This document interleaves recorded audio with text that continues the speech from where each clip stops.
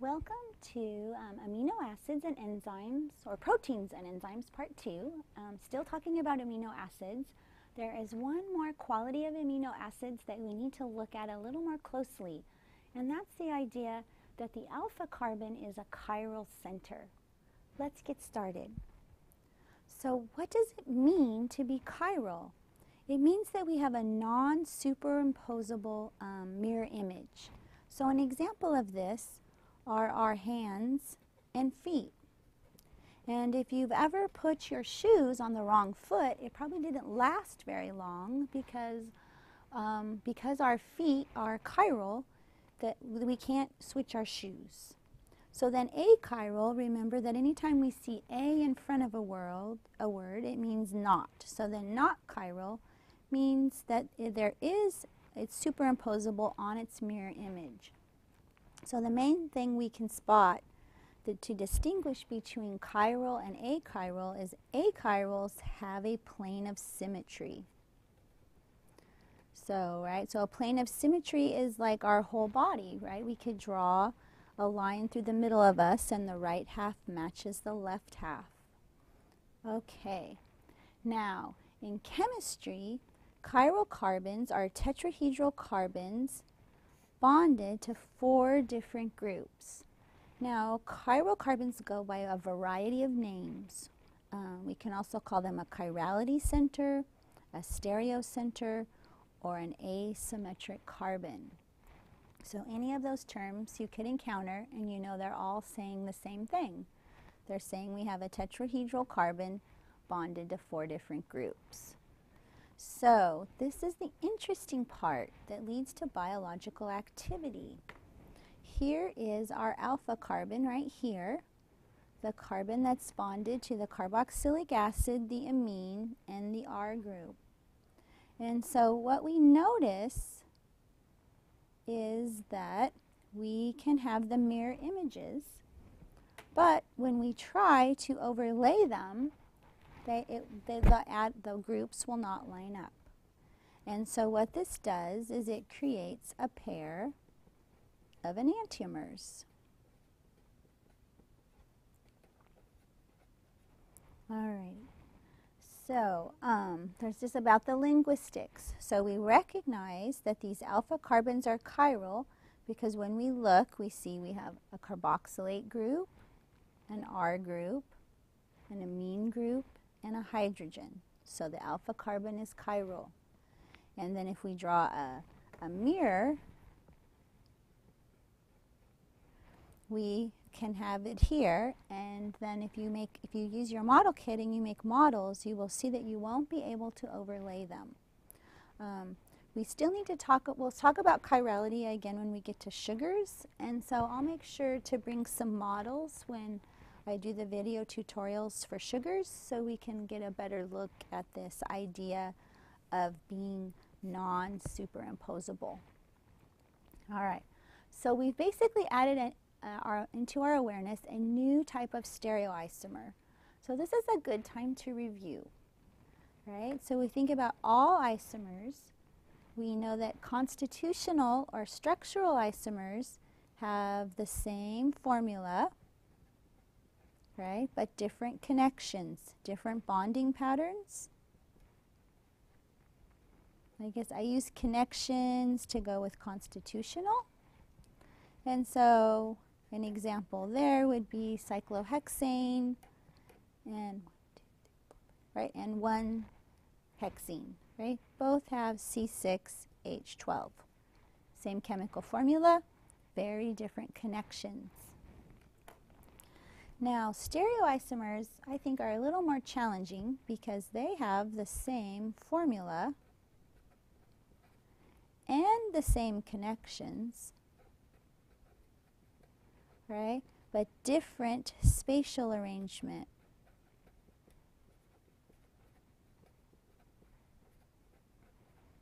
Okay, and so we've seen a couple of those. Let's just review, right? So we learned with the straight chain alkanes, we learned about the Newman projections, so we could show the rotation around 2 carbons, right? So there was our are stereoisomers, where basically it's identical, it's all about rotation. And then we became aware of geometric isomers, and so when you hear the word geometric, you're probably thinking cis and trans.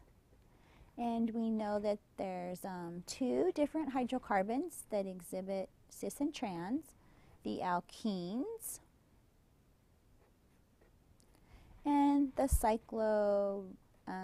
cycloalkanes. And that, so cis tells us it's on the same side and trans tells us it's across. And so now we have our newest stereoisomer, right? These are the enantiomers. They come in pairs. And we have a tetrahedral carbon that's bonded to 4 different groups. And if we draw a mirror plane, we can create its counterpart, the other pair. So then that would look like this.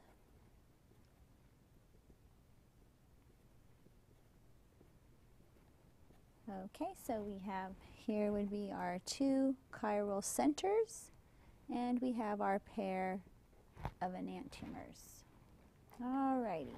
And in all of your textbooks, there's great pictures and examples to show you more about the difference between chiral and achiral. So I won't waste your time with that. If it's making sense, forge ahead. If you're feeling a little bit confused about these terms, I'll look at the great diagrams in your textbook. We'll jump right into looking at molecules and identifying the chiral carbons. Right, so we're looking for tetrahedral carbons. So anytime there's a double bond, we don't have to worry. Right, so remember it's got to be a tetrahedral, right, carbon bonded to 4 different groups. Now, with these hydrocarbons, that can be a little tricky. So let's practice this first one together. Here's geranium oil. So any place there's a double bond, we don't have to worry. Here, right, CH2, CH2, that's not possible. CH3, CH3. This can't be chiral because there's 2 methyl groups. This is the chiral carbon right here. Now, it may be a little tricky to spot at first, but recognize here's one R group. And then here's a second R group. Notice they're different. And then here's the third R group that is yet different again. And then where's the 4th group? Remember, there's always, carbon has to have 4 bonds. There's the hydrogen. So there's our 4 different groups. This next one's probably a little simpler because it's an amino acid, so you can recognize there's our alpha carbon. And so once again, we have the 4 different groups, recognizing that unwritten hydrogen. So once again, R is different from R prime and R double prime. And then linalool, here is a terpene, and it also has a chiral carbon. So recognizing that terminal carbons, CH3s, CH2, CH2, here's the action right here. So here we have a vinyl group, right? Here we have a very large fancy group, a methyl group, and an alcohol. So once again, 4 different groups. So we spot our chiral carbon. Now, to communicate these, just like we've shown, for example, with conformers, we learned about Newman projections, and we've learned about wedges and dashes. There are simple ways to draw chiral carbons. So Fisher, there's a typo there from whoever I copied this from. It's a simple way to draw chiral carbons. When we look at our tetrahedral shape, we can think of it as the 2 arms poking out as wedges. So the horizontals are always considered wedges.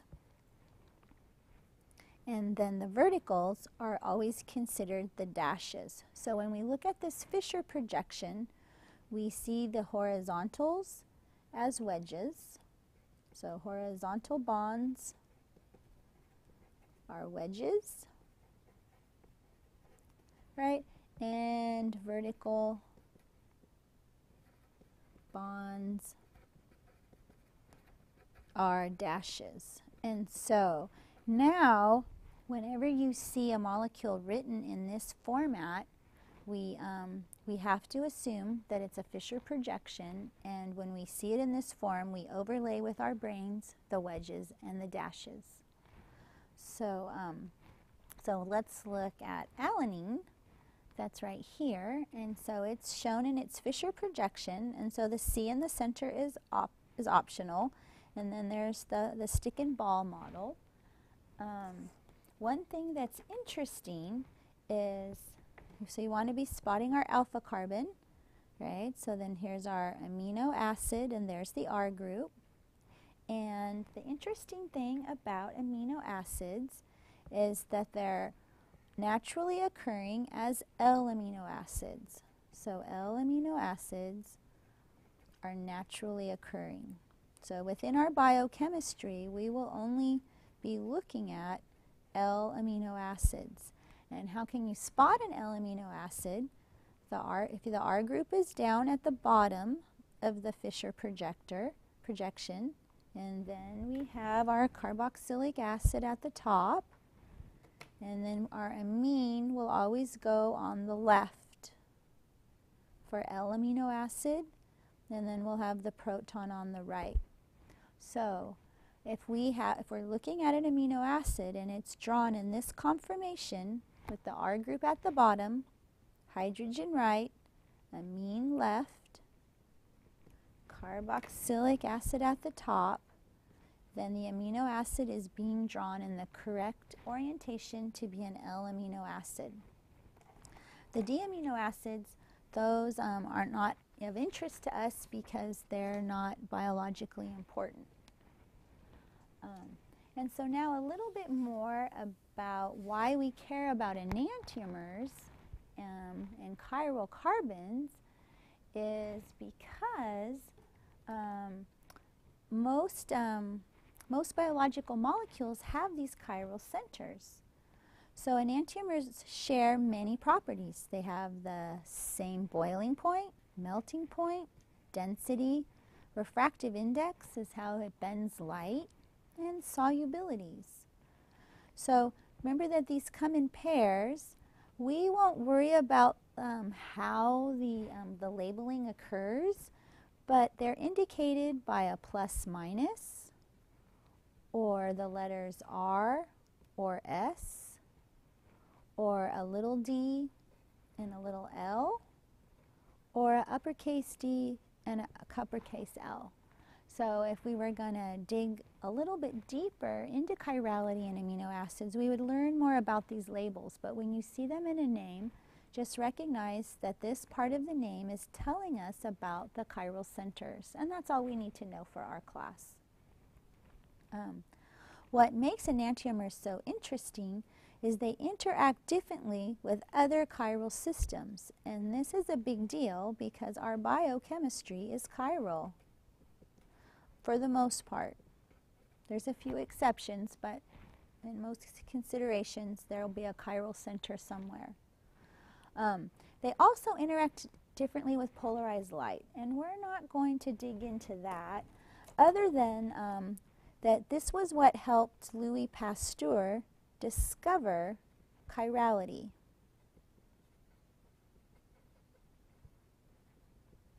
He was actually looking at some samples of tartaric acid, and he noticed the light was reflecting differently off the crystals, and he took tweezers and carefully separated them, and that began our journey into the idea of chiral carbons. So here is another interesting way to show this, is that here we have epinephrine, and I think that's found in like a lot of antihistamines and things. It's also adrenaline. So yeah, it's a neurotransmitter. And if we look here, we can see that we have this phenol group, right? And when we look at the oxygens, we recognize that those oxygens all have partial minuses. So now when we look at the enzyme active site, we see it has a partial plus, right? So the partial minuses and partial pluses attract each other.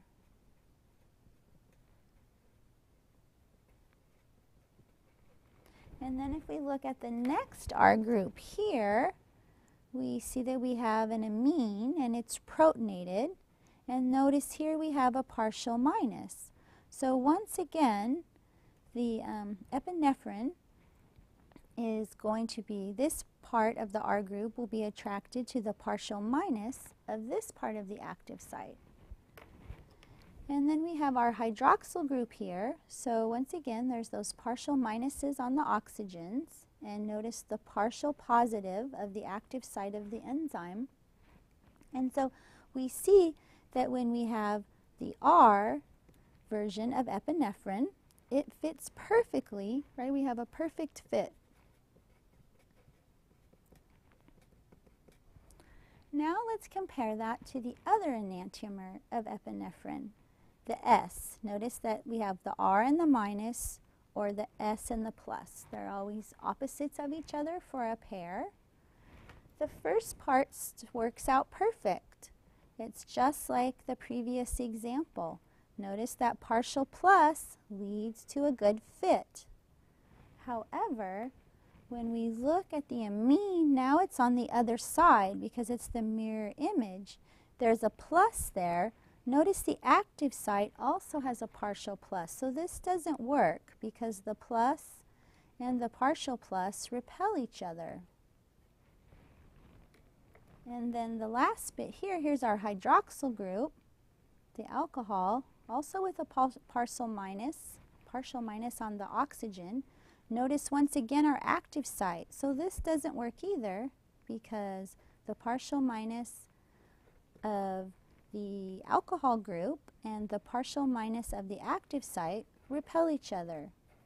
So, and it's also, structural. Notice the size difference between the hydroxyl group and the amine. So there's a physical barrier and there's an electrostatic barrier because we have like charges repelling. No fit. So our epinephrine serves, also known as adrenaline, serves as a neurotransmitter, and it can fit into active sites where its enantiomer, S, does not fit because of physical, structural issues and electrostatic repulsion. When we do have a 1-to-1 or 50-50 mixture of enantiomers, we describe that as a racemic mixture. It also gets called a racemate. And it's very interesting for racemic mixtures because enantiomers share so many properties, melting point, boiling point, solubilities, it's very difficult to separate them. So many pharmaceuticals that we consume are actually a racemic mixture, and only one enantiomer has biological activity. So a really common example of that is ibuprofen, the active ingredient in Motrin, and it has a chiral center, and only one enantiomer helps to relieve pain, and the other enantiomer is just along for the ride, just a little bonus work for our liver to help process. So, so that concludes our introduction to chirality. This would be a great time to work a few homework problems and look through the diagrams in your textbook to get a fuller understanding.